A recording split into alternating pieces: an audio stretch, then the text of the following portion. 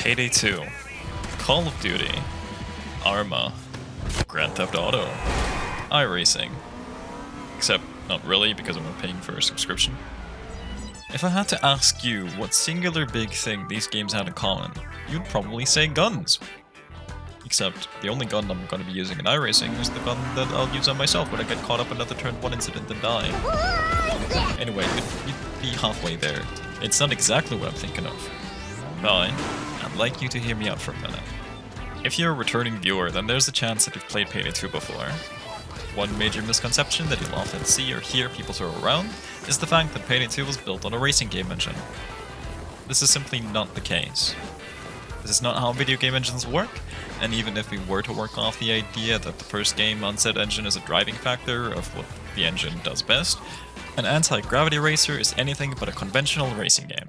If that still doesn't satisfy you, half the games accredited to the diesel engine weren't even made on the diesel engine, which leaves you with one proper racing game and one anti-gravity racer versus 10 or so shooters. Now that that's out of the way, what usually follows the racing game engine argument is the joke of, how does the driving suck this much if it's on a racing game engine?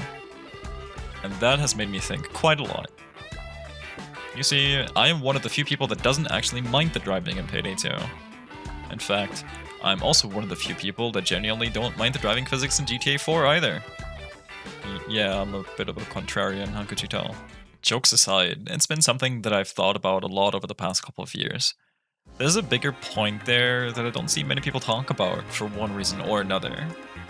I do want to switch to something a little different for a second here. I personally think that GTA 5 has the worst vehicle handling in all of the GTA games. For being one of the best-selling games of all time, I think I'm valid in saying that the driving has just felt very basic. Especially being a follow-up to GTA 4, which, as I previously mentioned, I didn't have any problems with. The generational jump from San Andreas to GTA 4 was noticeable in so many aspects, but especially in the driving, which had seen a massive overhaul. GTA 4 and GTA 5 released on the same console, so obviously there wasn't the same generational jump happening there.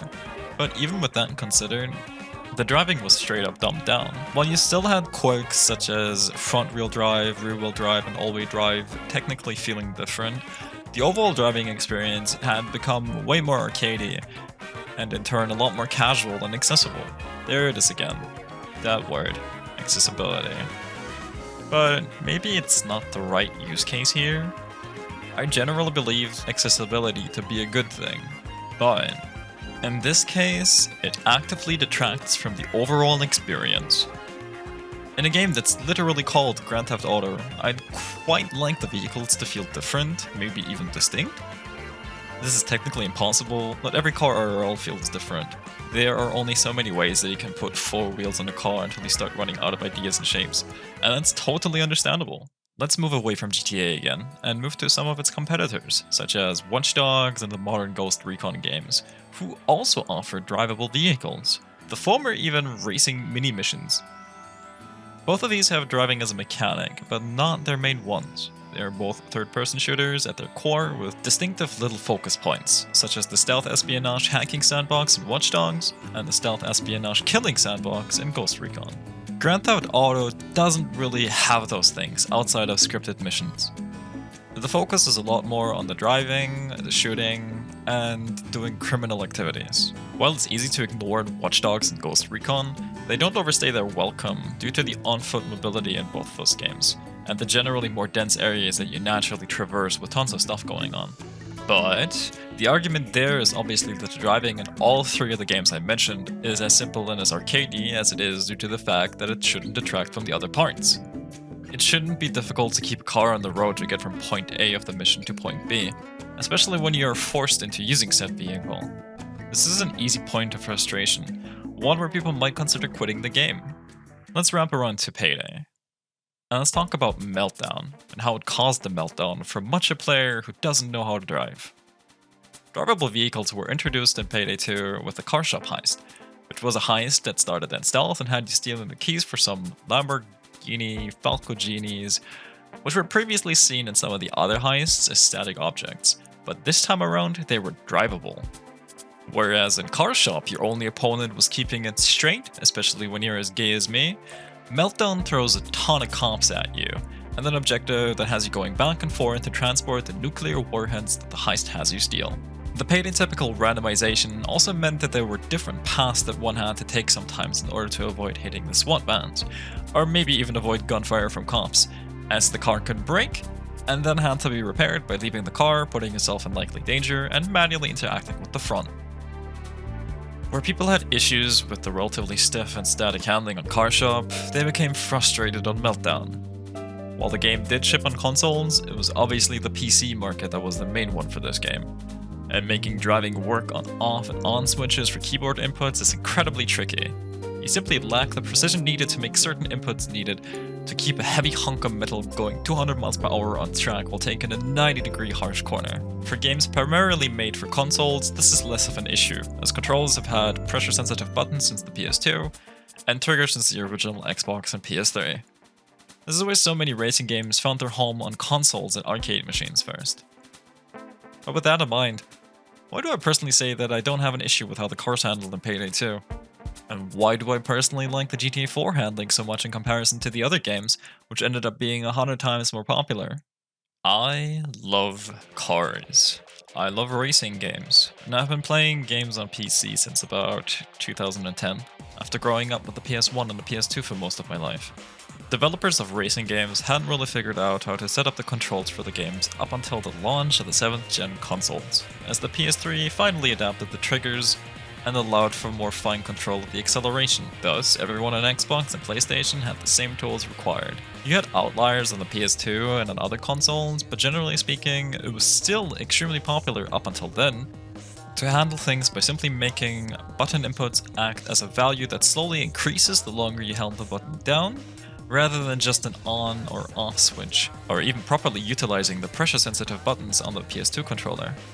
The perfect way to play most of these games was by rapidly tapping the acceleration button to slowly increase the overall acceleration, until you eventually managed to get the car facing straight, and finally got to put your foot back down on the accelerator to get maximum speed down the main straight, or just pushing your finger up against the X button until the race was over.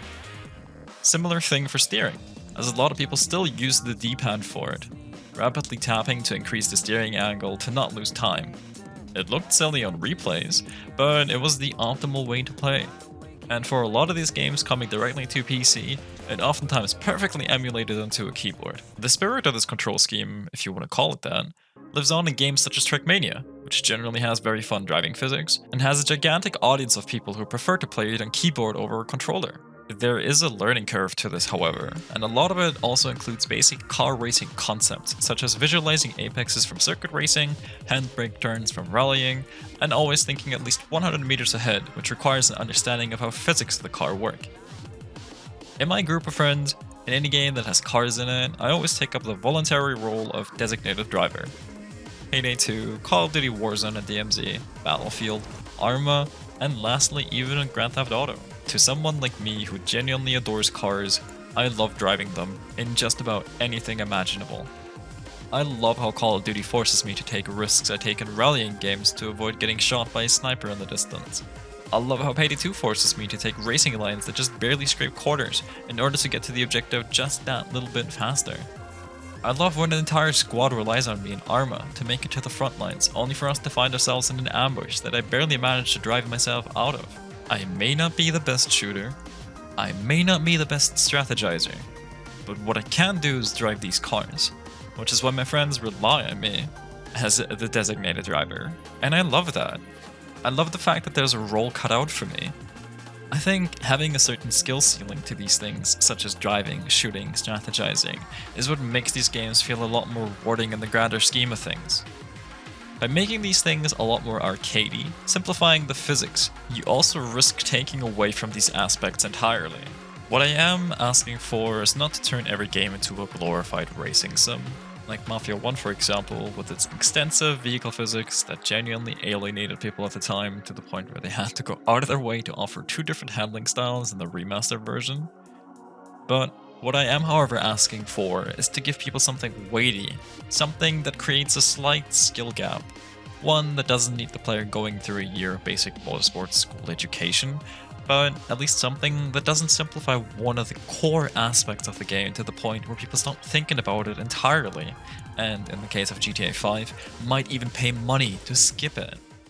For closing thoughts, let's head back on track for Payday 2. What I believe people cannot deal with isn't the driving itself, as I believe it to be genuinely fun sometimes. It's the heists and the vehicle hitboxes, which are genuinely hilarious by the way, like the bike on biker heist day 1 being a forklift to prevent it from flipping over when taking corners. A lot of effort went into making this system, and I think that it's a little ignorant to say that the driving in Payday 2 sucks, when in reality it's actually quite serviceable, and definitely could have been used in better ways than what we got towards the later end of the game's lifecycle. But what do you think? Did you believe the racing game engine lies? Do you think Payday 2 should have stuck to its original open world concept? Did you like this little video? Let me know down in the comments. I'll be incredibly thankful for every single one of you. And as always, take care.